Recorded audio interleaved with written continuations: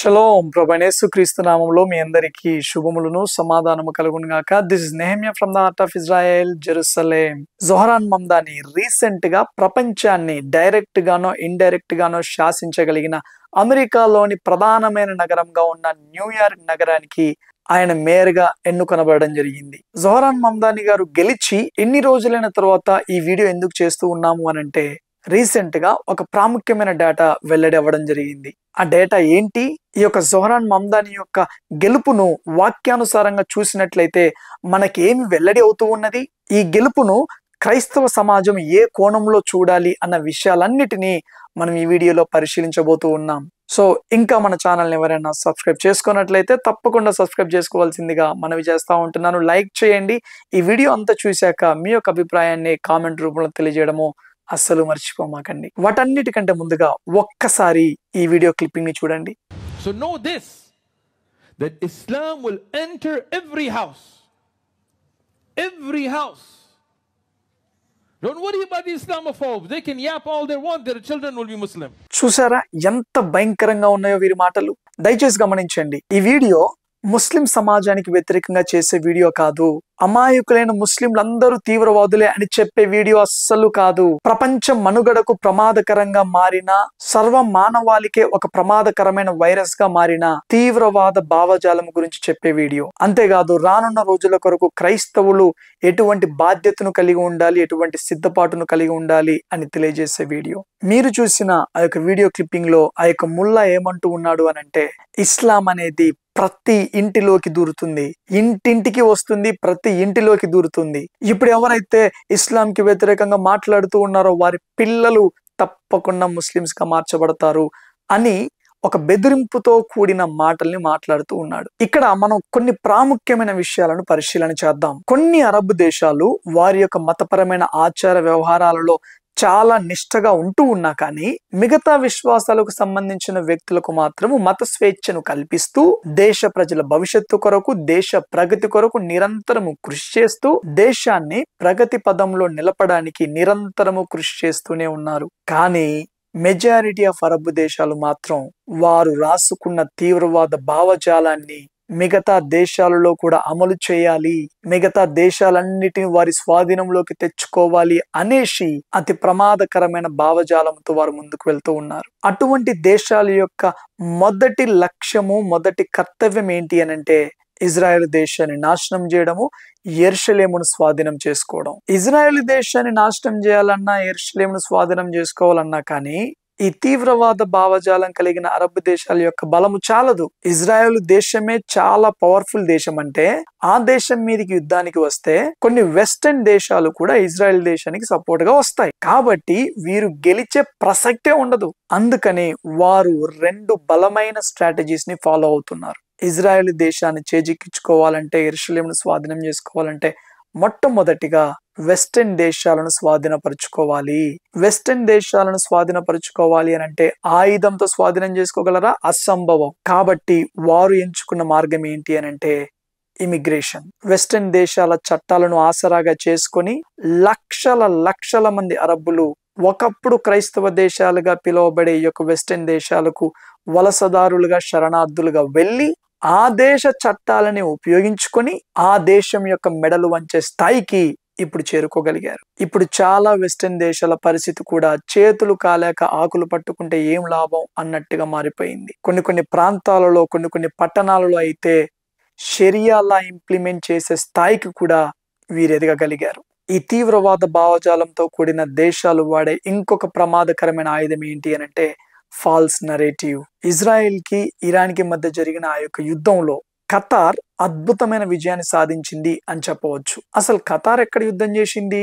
ఈ యుద్ధంలోకి ఖతార్ ఎప్పుడు ఎంటర్ అయింది అని మీరు అనుకోవచ్చు. ప్రపంచ వ్యాప్తంగా ఉన్న అనేక మంది యవనస్తులు ఇజ్రాయెల్ కి వ్యతిరేకంగా మార్చబడడానికి ప్రధానమైన పాత్ర పోషించింది ఎవరు అనంటే ఖతార్. ఒకటి గమనించండి, ఎవరైనా గాని ఒక ఇంట్లోకి దూరి వారి యొక్క స్వార్థపూరితమైన లాభం కొరకు, వారి స్వార్థపూరితమైన అజెండా కొరకు ఒక కుటుంబాన్ని మొత్తం చెల్లా చెదురు చేసి, కుటుంబంలో ఉన్న వారిని మొత్తం హత్య చేసేసి, కుటుంబాన్ని చిన్న భిన్నం చేస్తే చూస్తూ ఉన్న ప్రజలు ఎవరి వైపు నిలబడతారు?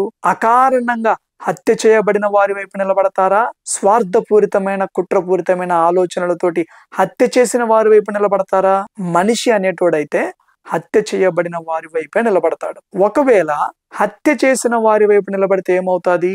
అక్టోబర్ 7th రోజు ఈ యొక్క తీవ్రవాదులు ఇజ్రాయెల్ దేశంలో భయంకరమైన మారణ హోమాన్ని సృష్టించినా కానీ, యవనస్తులైన ఆడపిల్లలని క్రూరాతి క్రూరంగా చెరిపి, వృద్ధులను అతి కిరాతకంగా గొంతులు కోసి, పాలు తాగే పసిపిల్లల గొంతులు నిమిలి చంపినా కానీ, 100 మందిని బందీలుగా తీసుకొని వెళ్లి టన్నల్స్ లో భయంకరమైన టార్చర్స్ కి గురి చేసినా కానీ, ప్రపంచంలో మెజారిటీ యవనస్తులు, ప్రపంచవ్యాప్తంగా ఉన్న ప్రధానమైన యూనివర్సిటీలలో, కాలేజెస్ లో అనేక మంది విద్యార్థులు తీవ్రవాదుల పక్షాన నిలబడుతూ ఉన్నారు అనంటే అది ఖతార్ సాధించిన విజయం. ఎందుకు అనంటే అక్టోబర్ 7th రోజు జరిగిన మారణ హోమాన్ని మరిచిపోయి, చంపబడిన వారిని చూసి పాపం అనకుండా చంపిన వారిని చూసి అయ్యో పాపం అనే విధంగా మనుషుల యొక్క మైండ్లు చేంజ్ చేయడంలో ఖతార్ ప్రధానమైన పాత్ర పోషించింది. ఎలా అంటే సోషల్ మీడియాలో సగము సత్యాన్ని స్ప్రెడ్ చేయడం ద్వారా. అందుకే ఈరోజు అమెరికా అయితేనేమి, ఇంగ్లాండ్ అయితేనేమి, యొక్క వెస్టర్న్ దేశాలలో ఉన్న ప్రధానమైన నగరాలలో, ప్రధానమైన యూనివర్సిటీలలో ఈ తీవ్రవాద సంస్థలకు ఆదరణ పెరుగుతూనే ఉన్నది. దయచేసి గమనించండి, సగము సత్యముతో కూడిన స్ట్రాటజీ ఎక్కడ ప్రారంభమైందో తెలుసా? ఏదేను తోటలో ప్రారంభమైంది. సాతానుగాడు వచ్చి అవ్వతోటి ఏమంటాడు? ఇదిగో ఈ పండు తింటే మీ నేత్రాలు తెరవబడతాయి, అటు తర్వాత మీరు దేవతల వలె అవుతారు అని అంటాడు. నేత్రాలు తెరవబడ్డాయా? తెరవబడ్డాయి, నిజము. కానీ దేవతల వలె అయ్యారా? అవ్వలేదు. సాతానుగాడు అక్కడ ఫాలో అయిన స్ట్రాటజీ ఏంటంటే హాఫ్ ట్రూత్, సగం సత్యం. ఈరోజు సంఘాన్ని నాశనం చేయాలన్నా గాని, ప్రపంచాన్ని భ్రమపరచాలన్నా గాని సాతానుగాడు వాడుకునే ప్రధానమైన ఆయుధం ఏంటి అని అంటే సగం సత్యం. ఇదే స్ట్రాటజీని క్రీస్తు విరోధి కూడా ఫాలో అవ్వబోతూ ఉన్నాడు.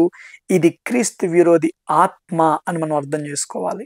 ఈరోజు జోరాన్ మమ్దాని గెలిచాడు అనంటే ఆ గెలుపుకు ఈ యొక్క ఖతార్ స్ప్రెడ్ చేసిన హాఫ్ ట్రూత్ నరేటివ్స్ అనేటివి ఎంతగానో దోహదపడ్డాయి. ఈ జోరాన్ మమ్దాని ఎవరో తెలుసా?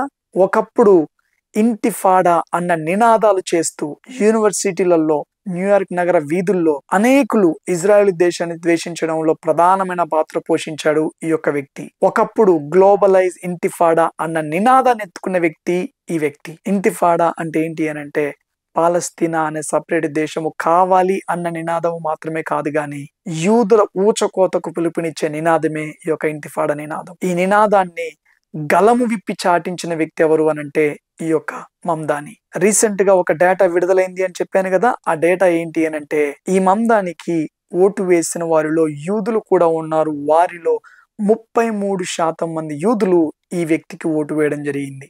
ఇజ్రాయెల్ దేశ నాశనము కొరకు పిలుపునిచ్చిన ఈ వ్యక్తికి 33% మంది యూదులు ఓటు వేయడం అనేది చాలా ఆశ్చర్యకరమైన సంఘటన. మమ్దాని అణచివేయబడిన వర్గం వైపున నిలబడతాను, మనకు బెటర్ ఫ్యూచర్ కావాలి, అందరూ ప్రశాంతకరంగా ఆనందంగా ఈ యొక్క న్యూయార్క్ నగరంలో జీవించే పరిస్థితులు ఏర్పరచబడాలి అన్న మాటలతో ముందుకెళ్లాడు. ఆ మాటల ముందు ఇజ్రాయెల్ దేశానికి వ్యతిరేకంగా మాట్లాడిన మాటలు తేలిపోయాయి. ఒకప్పుడు ఇంటిఫాడా అన్న పిలుపునిచ్చి దానిని ప్రపంచం మొత్తం చాటాలి అని చెప్పిన మాటలు తేలిపోయాయి.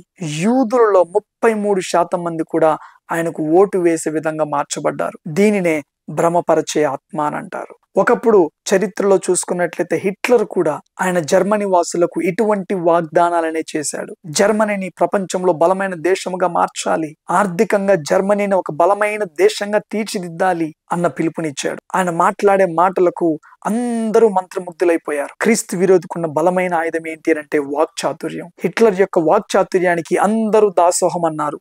ఎంత భయంకరంగానంటే జర్మనీ దేశంలో ఉన్న క్రైస్తవులందరూ ఒక్క తాటి మీదకి వచ్చి మూకుమ్మడిగా అందరూ కట్టగట్టుకొని వారి యొక్క సపోర్ట్ ను హిట్లర్ కి తెలియజేసే అంతగా, జర్మనీకి మెస్సయ్య వంటి వాడు యొక్క హిట్లర్ దేవుడి చేత పంపబడ్డవాడు అన్నట్టుగా క్రైస్తవులందరూ ఆయనకు సపోర్ట్ చేయడం జరిగింది. అటు తర్వాత ఏమైపోయింది? కొన్ని లక్షల మంది యూదులను అతి కిరాతకంగా, అతి క్రూరంగా, మనిషి అనేటోడు ఇంత భయంకరంగా చేయగలడా అని ఊహించలేని విధంగా లక్షల మంది యూదులను ఊచకోత కోయడం జరిగింది. ఒకప్పుడు ఇటువంటి వ్యక్తిని క్రైస్తవులందరూ అరే జర్మనీకి పంపబడిన మెస్సయ్య వంటి వాడు అన్నట్టుగా మాట్లాడారు. ఇప్పుడు మమ్దాని విషయంలో కూడా 33% మంది యూదులు సైతము ఆయనకు ఓటు వేయగలిగారు అని అంటే భ్రమపరిచే ఆత్మ.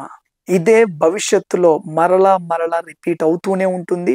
క్రీస్తు విరోధి వచ్చాక ఇటువంటి పరిస్థితిని పరాకాష్ఠకు తీసుకుని వెళ్తాడు. ప్రస్తుతం ఉన్న వరల్డ్ ఎకనామిక్ ఫోరం కూడా అందరూ సమానంగా ఉండాలి, అందరికీ అన్ని అందుబాటులో ఉండాలి అన్నట్టుగా అటువంటి ఉద్దేశంతోటే ముందుకు వెళ్తున్నట్టుగా కనబడుతూ ఉన్నది. కానీ దాని వెనకాల క్రీస్తు విరోధికి మార్గం సరళం చేయడానికి ఆర్థిక వ్యవస్థను సిద్ధపరుస్తూ ఉన్నది. అటు తర్వాత మరోవైపు ప్రపంచమంతా ఒకే మతము అన్నట్టుగా ఇంకొక వ్యవస్థ క్రీస్తు విరోధికి మార్గాన్ని సరళం చేస్తూ ఉన్నది.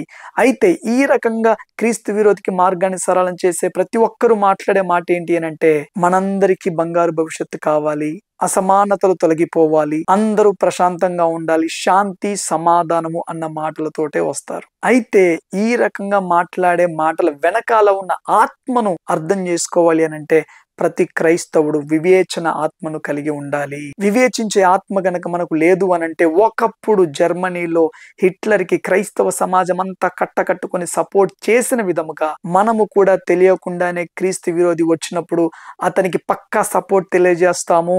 ఆ భ్రమపరచబడే ఆత్మ వలలో మనం పడకుండా ఉండాలి అనంటే ఈ అంత్యకాలంలో మనం కలిగి ఉండవలసింది ఏంటి అనంటే వివేచన గల ఆత్మ. ఈ రోజు క్రైస్తవ సమాజంలో ఆ వివేచన గల ఆత్మ లేదు కాబట్టే ఏది వాక్యానుసారము ఏది వాక్యానికి విరుద్ధం అన్న వివేచనను కోల్పోయారు. పండ్లు పంచి పెడతామనంటే, కర్చీవులు పంచి పెడతామంటే, ఆయిల్ బుడ్డలు పంచి పెడతామంటుంటే కనీస వివేచన కూడా లేకుండా పరుగులు పెడతా ఉంటున్నారు ఈ యొక్క అద్భుతాలకు ప్రవచనాలకు. దయచేసి గమనించండి. మీరు నన్ను ఏమనుకున్నా పర్లేదు, మీరు నన్ను తప్పుగా అనుకున్నా పర్లేదు, కానీ నిజాన్ని నిర్మోహమాటంగా చెప్పాలి. నేను ఒకరిని తీర్పు తీర్చట్లేదు కానీ వాక్యానుసారంగా మాట్లాడుతూ ఉన్నాను. ఈ రోజు మన సంఘాలలో లోపించింది ఏంటి అనంటే వివేచన గల ఆత్మ. దయచేసి గమనించండి. ఈ వివేచన గల ఆత్మను మనం కలిగి ఉండాలి అనంటే కేవలం ఆదివారం రోజు దైవ సేవకులు చెప్పే బోధల మీద మన ఆత్మీయ జీవితాన్ని కట్టుకోకూడదు. కానీ మనంతట మనము వ్యక్తిగతంగా బైబిల్ తెరచి పరిశుద్ధాత్మ దేవుడు నాతో ఏం మాట్లాడనై ఉన్నాడో నేను కనిపెట్టుకోవాలి, నేను వినాలి అన్న తృష్ణ కలిగి వాక్యాన్ని మనము క్షుణ్ణంగా పరిశీలించాలి. మోకాళ్ళు వంగి పరిశుద్ధాత్మ దేవ నాతో మాట్లాడు అన్న లోతైన ప్రార్థన జీవితాన్ని మనము కలిగి ఉండాలి. అప్పుడు మాత్రమే ఏర్పరచబడిన వారు సైతము మోసపరచబడతారని వాక్యం చెప్తుంది కదా.